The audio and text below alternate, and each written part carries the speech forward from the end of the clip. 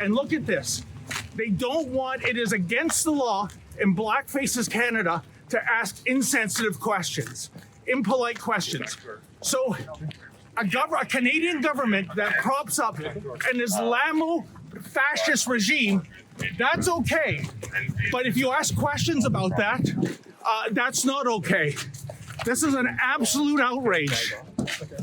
I didn't come here to cause trouble, folks. I just came here to ask questions. You're going to have to back up a little bit, okay? They're conducting an That's my investigation. cameraman, so he's not doing anything. No, I just want to provide some space so that everybody's safe here, okay?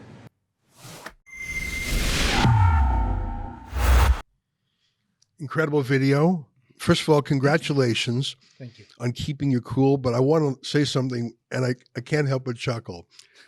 You were arrested. They were handcuffing you. There was half a dozen cops on you, and you kept working. You kept asking them questions. You kept, you did not stop. And I shouldn't be laughing because the whole thing is so atrocious. It's a bonfire of civil liberties. But David, the Menzoid Menzies, you would not be stopped.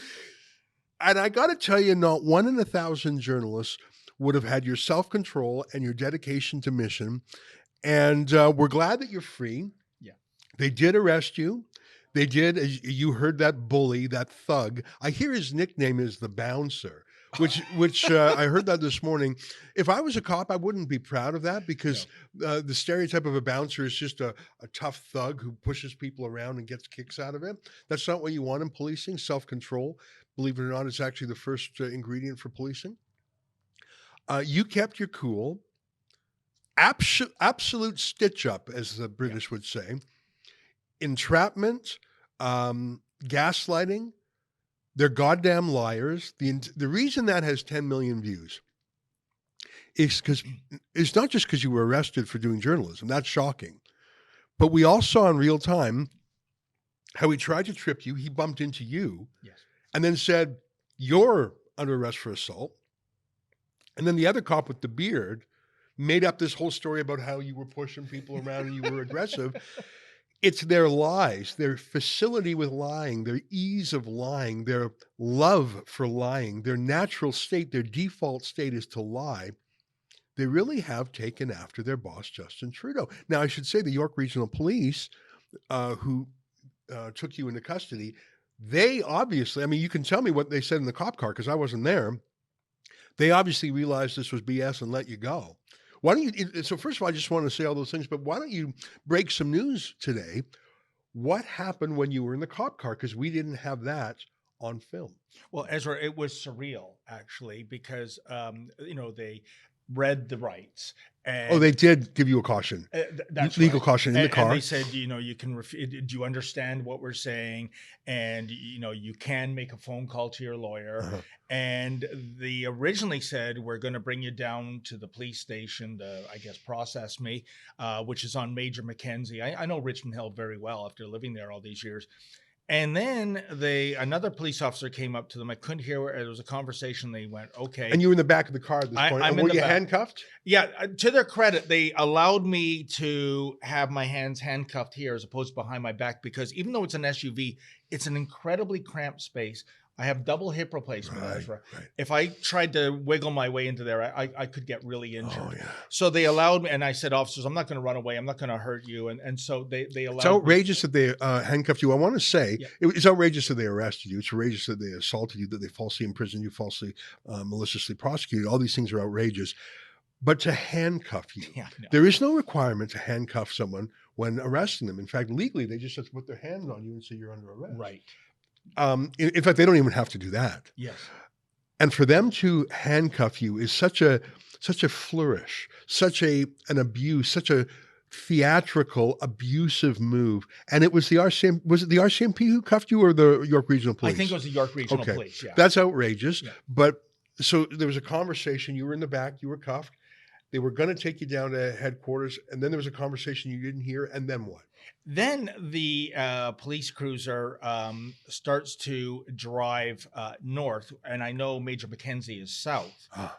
and we went to a school that had been dismissed, and we went to the back of the school. Back to school. What's going on? I'm thinking, Ezra, if people know the legend of the so-called Cherry Beach Express, that the Toronto police used to bring some people to Cherry Beach area for a little physical interrogation. Holy I'm thinking, cow. that's what I'm thinking, because why, Why would they take you to the back of a school? Yeah, and then they said, change of plans.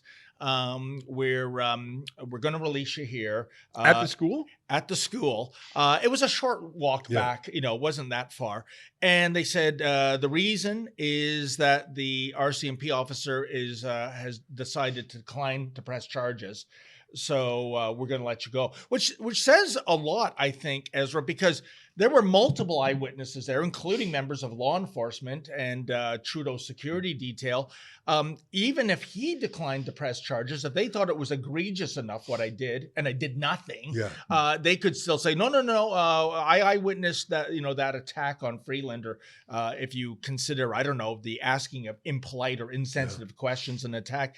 And then they said, they took my ID and took down the notes, and I was free to go. And I walked back to the Richmond Hill Center for the Performing Arts. I was told I've been trespassed there, which is inexplicable, Ezra, because if there's no criminal charge now, why am I being trespassed? But Lincoln was trespassed too. Evidently. And says who? Says a cop? It says a cop. I said, listen, officer, I'll take you at your word, but give me a name of who's trespassed. And they said, well, we don't have a name. I think they just might be liars, though, David. That's the thing. The first 45 years of my life, you would never find a more pro-police guy than me. I mean, I would find any rationalization to justify what a cop did. I would say, sure, we saw him beat the tar out of a guy, but we probably didn't see what happened beforehand. I side with the cop. Like, I was so blindly pro-cop, and it was a source of pride for me, and I truly loved cops. Now, I know there are some good cops out there, but after what I saw with policing, first of all, during the lockdowns of the pandemic,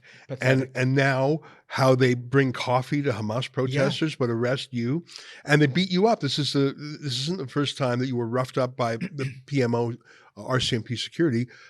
I think they're wicked liars. We saw how easily they lied. Like, it was so natural to watch them lying to you. Oh, you were aggressive. You were pushing people over. You assaulted me. Like, they said these lies. Yes. They're great actors. I can imagine how many times in court they've just perjured themselves to get a conviction. These guys, lying is in their nature. We're going to do something about that. Go to standwithdavid.com if you want to stand with David. On behalf of all of us here at Rebel World Headquarters, to you at home, goodbye, and keep fighting for freedom.